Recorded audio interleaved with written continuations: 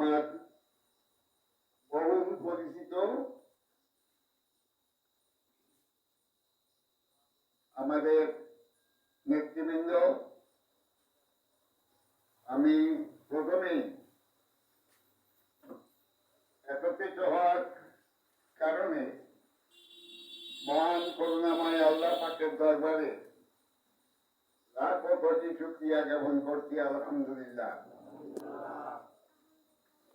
আমার ভাইয়েরা, আজকে রাজনীতি তো অন্যরকম হয়ে গেছে। আমরা তো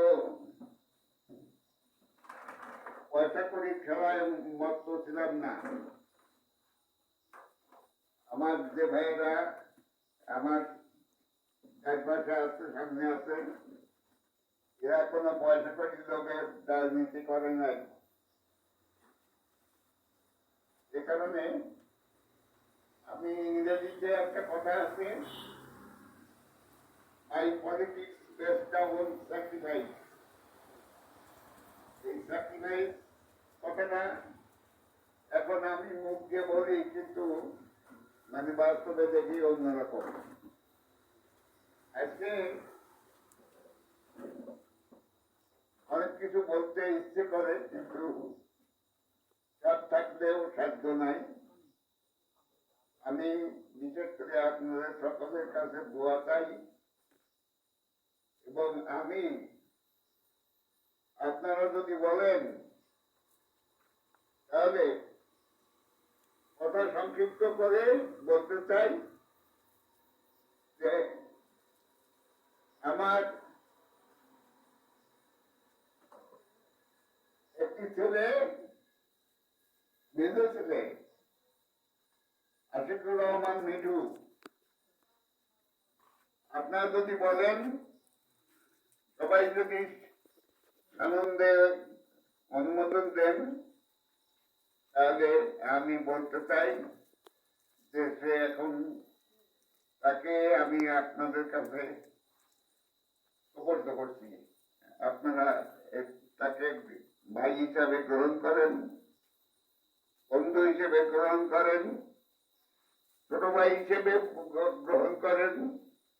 যে যে অবস্থায় থাকেন না কেন, তাকে যদি আপনারা এতটুকু প্রণোদনা দেন, যদি এতটুকু সহযোগিতা করেন, তার সুখে দুঃখে যদি আপনারা শরীর থাকেন, সেও আপনাদের সঙ্গে শরীর থাকবে। এইভাবে আমাদের ঋত গৌরব আমরা ফিরিয়ে আনতে পারবো ইনশাল্লাহ। আমার লাইনে বসা মোল্লা আব্দুল জব্বার, আমার দীর্ঘদিনের সাথী, আমার বাম পাশে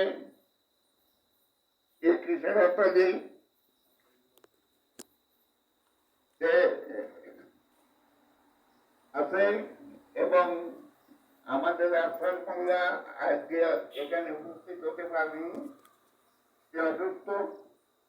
আমরা তার জন্য দোয়া করি। আজকে মুসলিম মোড়ল ইমানুল সর্দার, আব্দুল মজিদ সর্দার, আব্দুল কাদের, অ্যাডভোকেট আব্দুল আজিম, সবাই এবং সামনে যারা আছে প্রত্যেককেই আমি আমার অন্তরে অন্তঃস্থল থেকে আমি দোয়া করি, আমার মতো পাপী লোকের দোয়া যদি আল্লাহ কবুল করে দেন, তাহলে আমি বলবো, আল্লাহ পাক পরওয়ারদিগার, তুমি রহমানুর রহিম, তুমি গফুর রহিম, তুমি আমিনউদ্দিনকে আমার জন্মের দুই বছর আগেই আমি 15 হই, 3 বছরে আমি মাতৃ নই। এই অবস্থায়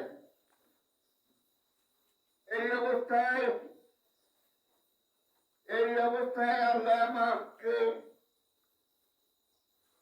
এই পর্যায়ে নিয়ে আসছেন, তার জন্য লাখো কোটি শুকরিয়া, আলহামদুলিল্লাহ। আমি বিশেষ করে একথা বলতে চাই যে যদি নিয়ত যদি সহি থাকে এবং যদি কিছু পাওয়ার আশায় না থাকে, তাহলে তার আশা পূর্ণ হবে ইনশাল্লাহ। আপনারা সবাই, আমি মনে করি এক একজন এক একটা রত্ন। এই রত্নের কাছে আমি কি কামনা করবো?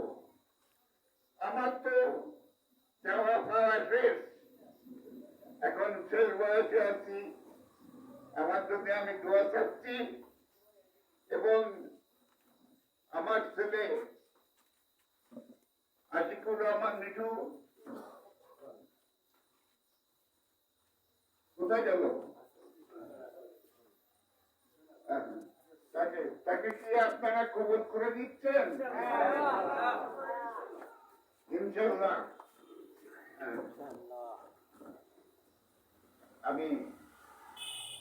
আমি খুব খুশি, আমি গৌরবান্বিত, আমি আনন্দিত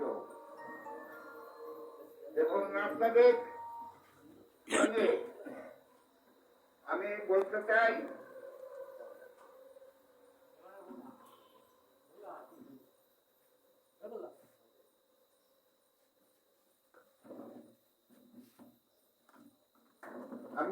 চাই,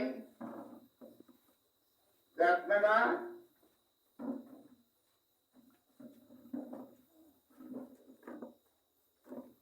দুবাদিনে অনেক লোক বলেছে আমাকে যে আপনার বর্তমানে মানে কে নেতৃত্ব দেবে।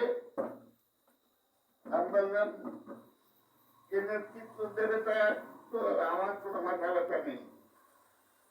জনগণ যাকে পছন্দ করে, জনগণ যাকে চাইবে, সেই এই নেতৃত্ব দেবে। আমি দেখতে পাচ্ছি যে এই 100 বছরের মধ্যে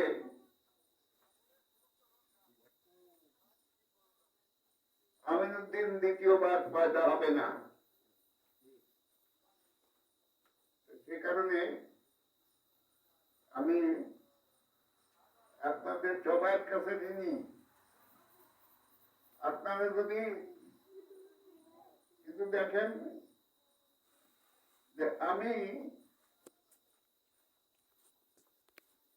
এই আমডাঙ্গায় একটা খাল কেটে দিলাম,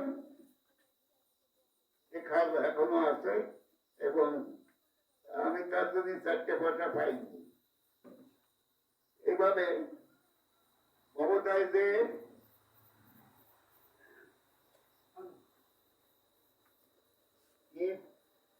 ইট মারার কারণে আমার কপাল ফটে গেছিল।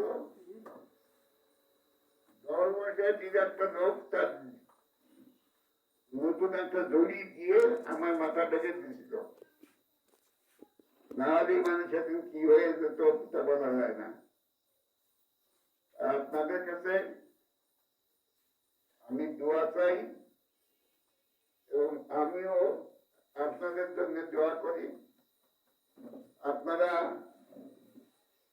সকলেই সুখে থাকুন এবং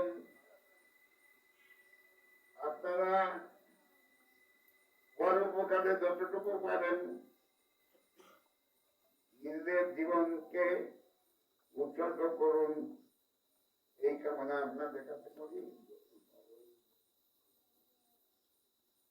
আমি বিশেষ করে অলাইনগর থানা, ভাগাতপুরা থানা এবং বসুন্তিয়া ইউনিয়ন মোট 323টি গ্রাম, অভয়নগরে আছে 119টি আর তারপর বসুন্ধিয়া ওখানে মিলে 188টি, এই 323টি গ্রাম। আমি এই প্রত্যেকটা গ্রামে ঘুরেছি, দেখেছি। আমাকে আগারপাড়া থানার মেয়ে ছেলেরা